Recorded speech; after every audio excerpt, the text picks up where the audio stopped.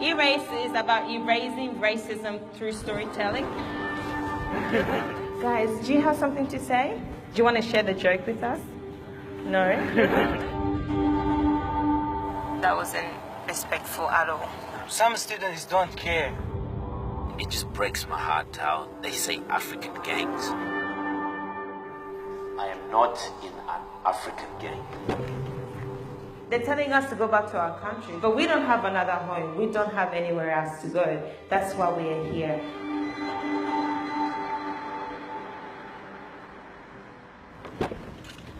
My name is Prudence Melom. I'm the founder of Erased. I am 23 years old and live in Toowoomba, Queensland. But are you guys excited? I'm excited, but then nervous as well. So. Yeah. Because this is the first time to come on this trip. We are heading off to Yeppoon, about 8 hours drive. From speaking to people that have lived there, it's not very multicultural or diverse. We'll see when we get there. We will be visiting 3 schools with a group of 4 young people, one from Rwanda, one from Syria, one from Liberia, and myself from Chad.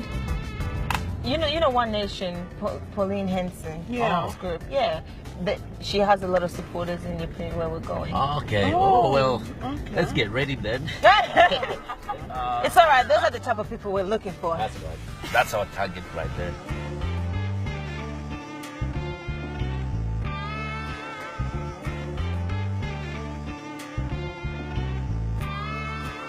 When we are actually polling the second highest vote in these seats, we've done extremely well.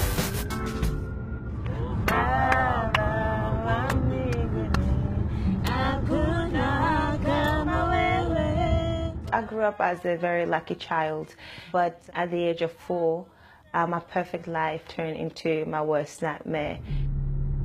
Every single day, the police will come to our house and they will ask for my dad. He was speaking out against corruption in the government, and they wanted to kill him. From a young age, I wanted to protect my dad, but one early morning, the police came and they knocked. Dad was in the house. He told us all to hide under the bed, that he was going to go get the door. We heard a gunshot, and that's it. I don't know the full story, but all I know is that at that moment, my daddy was gone.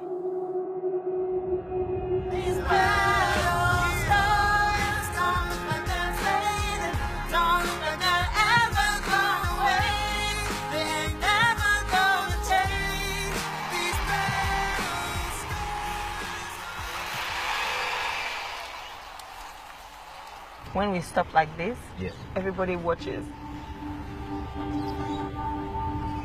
I went for a conference in Brisbane and I parked the car. I thought they were going to smash the window. I'm like, this is something positive. Chill. I came here at the age of 12, settled in Toowoomba with my family. People will always tell me, go back to your country, you don't belong here.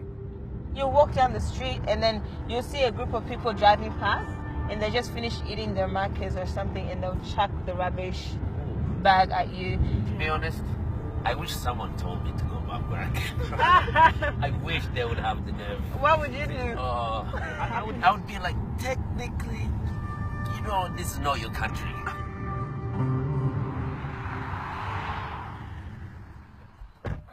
Well, we are lost. That's what's going on. We are not lost. Okay, well.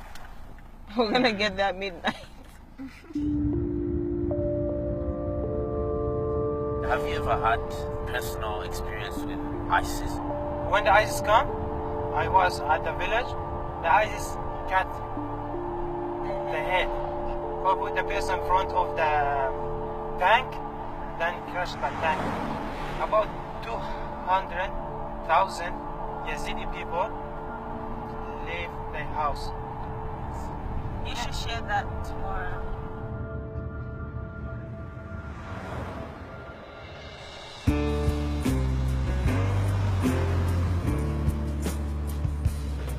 Now Prudence has travelled all the way from Toowoomba, and as you can see from another place, So I'm going to hand over to Prudence. How are you doing? Put your hands up if you know what a refugee is. All right? Why do you think refugees and migrants come to Australia? For jobs. For jobs? Okay. Yes. There might be wars in their countries and all that good stuff. So war is a good stuff? And here, sorry, what did you say? Nothing. Nothing? You know, we didn't just wake up one day and said we're going to go to Australia on a holiday. You know, my family stayed in a refugee camp for 7 years before finally being accepted to Australia. Guys, do you have something to say? Do you want to share the joke with us? No? If just your attention will be really nice. So right now, It's important to have our students recognise there's differences in the world and that they should be celebrated. But I can't blame our students for not knowing that. I have been in Australia 1 year and 17 days, 40 minutes, maybe 42 minutes. one of the first schools we visited, this brave young boy, I remember him very well, and he put his hands up and he said, I think refugees and migrants are a waste of space. And I knew that he was speaking about me. So we went ahead with the program, and at the end of the session, he came and apologized and said he didn't know. That was a moment where I realized that there's so much hope for a better Australia. My hope is not have to cut my beat to be accepted. I'm not a terrorist. All right, next question. Yes? What class was the plane that you came over? What class? It was economy. Oh no, do you think we really came on first class, business class? No, we didn't. I've been doing this for a couple of years now, and I've never had somebody ask me about the class of flight we were on to come to Australia. So I guess there's a misconception that maybe we get special treatment. Some students don't care because all the time don't listen, just talking together. Yeah. I mean, there were some that cared, but it was so hard to get their attention. It's a challenge.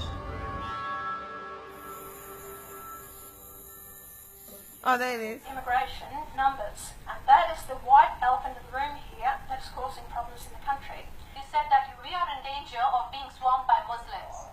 I'm as much an Australian as you are, Pauline.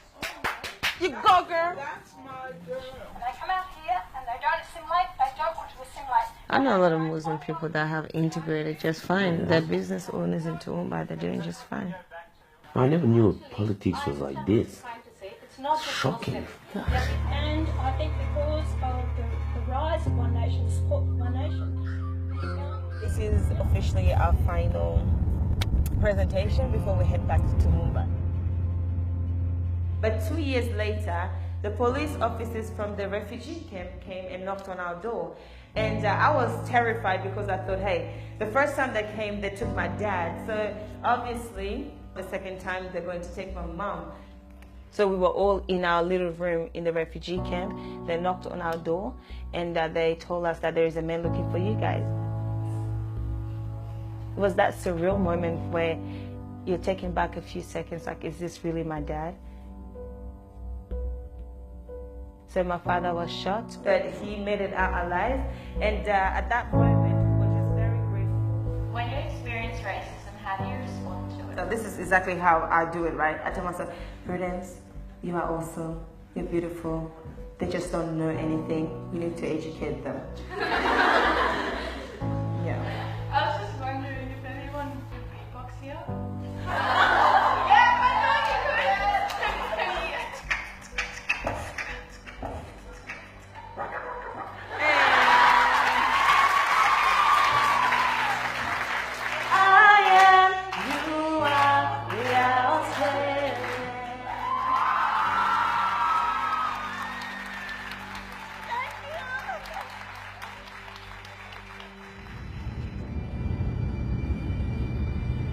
I want my kids, my future kids, to feel that they can walk down the street and proudly call themselves Australians.